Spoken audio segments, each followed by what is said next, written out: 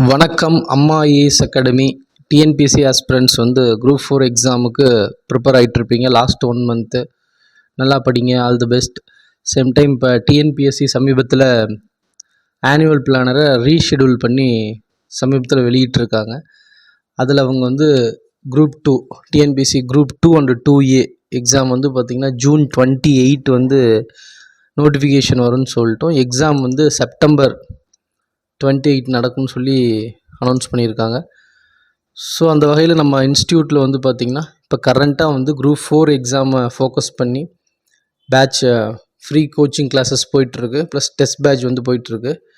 இந்த group 2 and 2ஏவை focus பண்ணி வர June month new batch start பண்ணுறோம். டிஎன்பிஎஸ்சி ஃப்ரீ கிளாஸ் ஸ்டார்ட் பண்ணுறோம். ஸோ நீங்கள் படிக்க தொடங்குகிற மாணவர்கள், ஆல்ரெடி படிச்சுட்டு இருக்கிறவங்க, குரூப் 2 எழுத போகிறவங்க, நீங்களும் சரி, உங்கள் ஃப்ரெண்ட்ஸ், உங்கள் ரிலேட்டிவ் யாருனாலும் இன்ஃபார்ம் பண்ணுங்கள். இந்த ஸ்க்ரீனில் இருக்கிற நம்பருக்கு கால் பண்ணி ரெஜிஸ்டர் பண்ணிக்கோங்க. ஜூன் மந்த் எந்த டேட்டில் கிளாஸ் ஸ்டார்ட் ஆகும் அப்படின்னு சொல்லிட்டு அடுத்தடுத்த பதிவுகளை அப்போ நம்ம அதை வெளியிடுவோம். நன்றி. வணக்கம். டிஎன்பிஎஸ்சி புதுத்தமிழில் நம்ம இப்போ ஃபஸ்ட்டு பார்க்க போகிற கொஷின், 3ஆம் நந்திவர்மன் என்ற நூலை எழுதியவர் யார்? அதாவது அரசர் பெயரிலே நூலை எழுதின தமிழ் அறிஞர் யாருன்னு கேட்குறாங்க.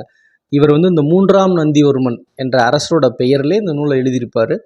இவர் இந்த நூல் மட்டும் இல்லாமல் சேரன், செங்குட்டுவன், மகேந்திரவர்மன், நரசிம்மவர்மன் போன்ற அரசர்களின் பெயர்களையும் நூலை எழுதியிருப்பார். ஸோ 3ஆம் நந்திவர்மன், சேரன், செங்குட்டுவன், மகேந்திரவர்மன், நரசிம்மவர்மன் ஆகிய நூல்களை எழுதியவர் மயிலை சீனி வேங்கடசாமி அவர்கள்.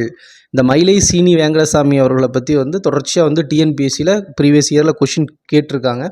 மிக முக்கியமான நூல்களை இவர் எழுதியிருப்பார். இவருடைய காலம்னு பார்த்தோம்னா 1900 முதல் 1980.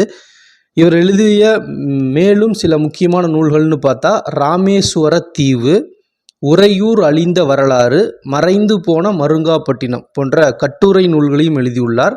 அது மட்டும் இல்லாமல் கொங்கு நாட்டு வரலாறு, துளுவ நாட்டு வரலாறு போன்ற நூல்களையும் எழுதியுள்ளார். இவர் எழுதிய மிக மிக முக்கியமான கேள்வி, ப்ரீவியஸ் இயரில் டிஎன்பிஎஸ்சியில் கேட்ட கொஷின், களப்பிரர் கால தமிழகம் என்னும் ஒரு ஆய்வு நூலை எழுதியுள்ளார். அதை நமக்கு தெரியும், களப்பிரர் காலம் என்பது தமிழக வரலாற்றில் ஒரு இருண்ட காலம்னு சொல்லுவாங்க. இவர் எழுதிய களப்பிரர் கால தமிழகம் என்ற ஒரு நூலில் பார்த்திங்கன்னா இந்த களப்பிரர் காலம் குறித்து ஒரு தெளிவான ஆய்வை வெளியிட்டுள்ளார். ஸோ இது மிக முக்கியமானது. இவரை பொறுத்தவரை நகராட்சி பள்ளி ஆசிரியராக பணிபுரிந்தார். இவருக்கு தமிழ், ஆங்கிலம், மலையாளம், கன்னடம் போன்ற மொழிகள் தெரியும்னு சொல்லியிருக்காங்க. இவர் பார்த்திங்கன்னா மதுரை பல்கலைக்கழகம் 1980ஆம் ஆண்டு இவருக்கு தமிழ் பேரவை செம்மல் என்ற ஒரு பட்டத்தை கொடுத்து பாராட்டியிருக்காங்க. இவர் எழுதிய மேலும் சில நூல்கள்னு பார்த்தா கிறிஸ்துவமும் தமிழும், சமணமும் தமிழும், பௌத்தமும் தமிழும் மற்றும் மறைந்து போன தமிழ் நூல்கள் போன்ற நூல்களையும் மயிலை சீனி வேங்கடசாமி அவர்கள் எழுதியுள்ளார். ஸோ மயிலை சீனி வேங்கடசாமி தான் 3ஆம் நந்திவர்மன் என்ற நூலை எழுதியவர். மிக மிக முக்கியமான ஒரு நபர்.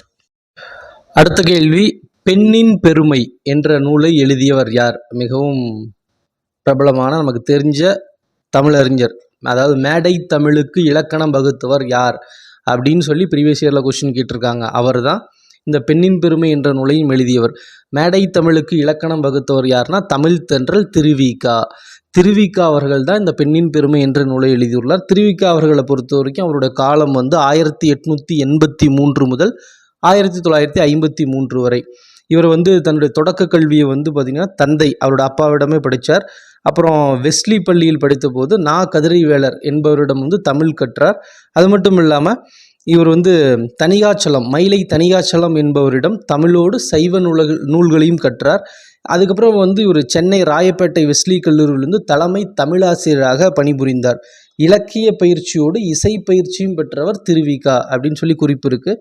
இவர் எழுதிய முக்கியமான நூல்கள்னு பார்த்தா இளமை விருந்து, தமிழ் தென்றல், பெண்ணின் பெருமை, முருகன் அல்லது அழகு, மனித வாழ்க்கையும் காந்தியடிகளும், என் கடன் பணி செய்து கிடப்பதே, சைவத்திரவு, இந்தியாவும் விடுதலையும், பொதுமை வேட்டல், திருக்குறள் விரிவுரை, படுக்கை பிதற்றல், மார்க்சியமும் காந்தியமும் ஆகிய முக்கியமான நூல்களை திருவிக அவர்கள் எழுதியுள்ளார். திருவிக குறித்து தொடர்ச்சியான கேள்விகள் டிஎன்பிஎஸ்சி பொது தமிழில் கட்டாயம் வரும். அது மட்டும் இல்லாமல் திருவிக அவர்கள் தேசபக்தன், நவசக்தி ஆகிய இதழ்களின் ஆசிரியராகவும் திருவிக அவர்கள் பணிபுரிந்துள்ளார். அடுத்த கேள்வி, சிவகாமியின் சரிதம் என்பது எந்த நூலில் அமைந்துள்ள கிளைக்கதை? ஏதோ ஒரு நூலின் கிளைக்கதையாக இந்த சிவகாமியின் சரிதம் அமைந்துள்ளது. அது எந்த நூல் அப்படின்னு கேள்வி கேட்குறாங்க. நமக்கு தெரியும், நம்ம தமிழ்தாய் வாழ்த்து பாடியவர் மனோன்மணியம் பே. சுந்தரம் பிள்ளை அவர்கள் எழுதிய மனோன்மணியம் என்னும் நூலின் கிளைக்கதையாகத்தான் இந்த சிவகாமி சரிதம் அமைந்துள்ளது. மனோன்மணியம் நூல் தான் தமிழில் எழுதப்பட்ட முதல் பாவடிவ நாடக நூல். அது ஆசிரியப்பாவால் ஆன நூல். தமிழின் முதல் பாவடிவ நாடக நூல்னால் அது மனோன்மணியம் தான். அந்த மனோன்மணியத்தோட கிளை கதையாக தான் சிவகாமி சரிதம் அமைந்துள்ளது. இந்த மனோன்மணியத்தை பே. சுந்தரனார் அவர்கள் எப்படி எழுதுவாங்கன்னு பார்த்தீங்கன்னா, ஆங்கிலத்தில் லிட்டன் பிரபு அவர்கள் பார்த்திங்கன்னா த சீக்ரெட் வே அப்படின்னு சொல்லி ரகசிய வழி அப்படின்னு ஒரு நூல் எழுதுவாங்க. அந்த நூலை தழுவி தான் 1891ஆம் ஆண்டு தமிழில் மனோன்மணியம் என்ற நூலை பேராசிரியர் பே. சுந்தரனார் அவர்கள் எழுதுவாங்க. இது பார்த்திங்கன்னா 5 அங்கம் 20 களங்களை கொண்ட நூலாக அமைந்திருக்கும். இது பார்த்திங்கன்னா கடவுள் வாழ்த்தோட தமிழ்தாய் வாழ்த்தும் இதில் இடம்பெற்றிருக்கும். இதில் வர கிளைக்கதை சிவகாமியின் சரிதம் அப்படின்னு சொல்லலாம். பே. சுந்தரனார் அவர்களை பொறுத்த வரைக்கும் திருவிதாங்கூரில் உள்ள ஆலப்புழையில் 1855 பிறப்பாங்க. திருவனந்தபுரம் அரசு கல்லூரியில் தத்துவ பேராசிரியராக பணி செய்வாங்க. சென்னை மாகாண அரசு அவருக்கு பார்த்திங்கன்னா ராவ் பகதூர் அப்படிங்கிற ஒரு பட்டத்தை வழங்குவாங்க. இவரோட பெயரில் தான் பார்த்திங்கன்னா திருநெல்வேலியில் தமிழ்நாடு அரசாங்கம் மனோன்மணியம் பே. சுந்தரனார் பல்கலைக்கழகம் என்ற ஒரு பல்கலைக்கழகத்தை அமைத்து சிறப்பித்துள்ளது. ஸோ சிவகாமியின் சரிதம் என்ற இந்த கிளைக்கதை இடம்பெற்றுள்ள நூல் மனோன்மணியம். அடுத்த கேள்வி, திருநங்கைகளுள் முதலில் கடவுச்சீட்டு பெற்றவர்? அதாவது தமிழில் ஏற்கனவே கொஷின்ஸ் என்ன கேட்டிருக்காங்கன்னா, Tamil to English, English to Tamil மொழிபெயர்ப்பு கேட்டிருக்காங்க. அந்த வகையில் கடவுச்சீட்டு அப்படின்னா பாஸ்போர்ட், நுழைவு இசைவு அப்படின்னா விசா, இந்த கொஷின்லாம் கேட்டிருக்காங்க. ஸோ கடவுச்சீட்டுனா பாஸ்போர்ட். இந்த பாஸ்போர்ட் கடவுச்சீட்டு வாங்கின முதல் திருநங்கை யார் அப்படின்னு கேட்குறாங்க. இந்த பெருமைக்குரியவர் யாருன்னா நர்த்தகி நட்ராஜ் என்ற பரதநாட்டிய கலைஞர். நர்த்தகி நட்ராஜ் அவர்களை பொறுத்த வரைக்கும் அவருடைய குரு ஆசிரியர் கிட்டப்பா என்பவர் தான் அவருக்கு நர்த்தகி அப்படிங்கிற ஒரு பெயரை வச்சுருப்பாங்க.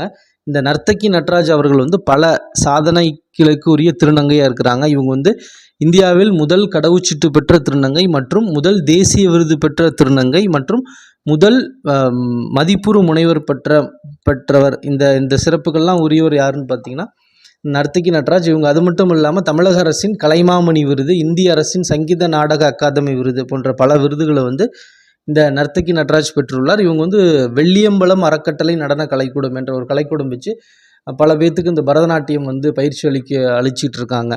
இந்த திருநங்கை அப்படின்னாவே எக்ஸாமில் தொடர்ச்சியாக ஏற்கனவே கேட்ட கேள்வி பார்த்திங்கன்னா பிருத்திகா யாஷினி. இந்த பிருத்திகா யாஷினி என்ற திருநங்கை யாருன்னு பார்த்தீங்கன்னா இந்தியாவின் முதல் திருநங்கை எஸ்ஐ, இந்தியாவின் முதல் திருநங்கை எஸ்ஐ சப் இன்ஸ்பெக்டர். திருநங்கை சப் இன்ஸ்பெக்டர் யாருன்னா இவங்க சேலத்தை சார்ந்தவங்க.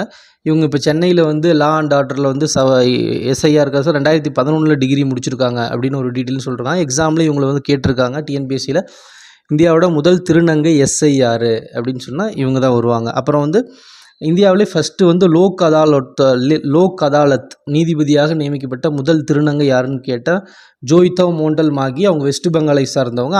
அந்த மாநிலத்தில் இருக்கிற இஸ்லாம்பூரில் தான் நியமிக்கப்பட்டிருப்பாங்க. அது மட்டும் இல்லாமல் தமிழ்நாட்டில் கல்வித்துறையில் 3ஆம் பாலின பிரிவு, இந்த 3ஆம் பாலின பிரிவுக்குன்னு ஒரு பிரிவு உருவாக்கப்பட்டதுக்கப்புறம் ஸ்கூலிங்கை கம்ப்ளீட் பண்ணுற முதல் திருநங்கை யாருன்னு கேட்டிங்கன்னா தாரிகா பானு. இவங்க திருவள்ளூர் டிஸ்ட்ரிக்டை சார்ந்தவங்க. இப்போ அரசு சித்த மருத்துவக் கல்லூரியில் படித்து வரதாகவும் தகவல் சொல்கிறாங்க. ஸோ இந்த முதல் திருநங்கை கடவுச்சீட்டு பெற்றவர் யாருன்னு கேட்டால் நர்த்தகி நட்ராஜ் அப்படின்னு சொல்லிடணும்.